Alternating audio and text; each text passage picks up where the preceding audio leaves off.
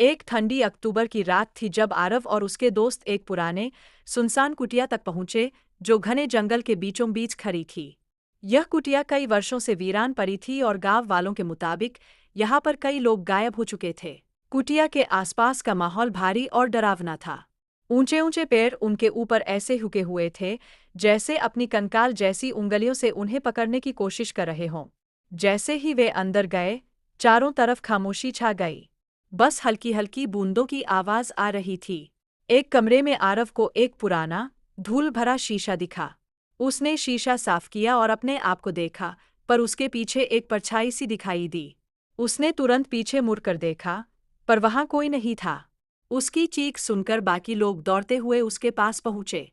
उन्होंने देखा कि कुटिया की फर्श पर गीले, कीचड़ भरे पैरों के निशान थे, जो सीधे दरवाजे से होकर हर कमरे तक जा रहे थे। ये पैरों के निशान किसी इंसान के नहीं थे।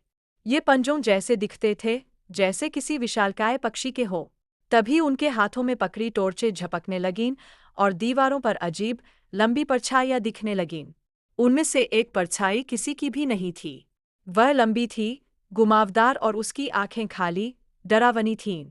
वह धीरे धीरे उनकी ओर बढ़ने लगी और कमरे में ठंड बढ़ने लगी। वो सब दौड़ते हुए बाहर निकले और अंधेरे जंगल में भागने लगे। पर वह परछाई उनके पीछे थी, बिना किसी आवाज के, धीरे धीरे, पीछा करती हुई। किसी तरह वे अपनी कार तक पहुंचे और दरवाजे बंद कर लिए।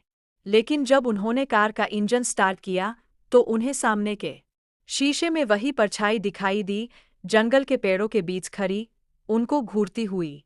और तभी उन्हें एहसास हुआ कि वह भयानक परछाई किसी तरह उनकी कार के अंदर आ चुकी थी।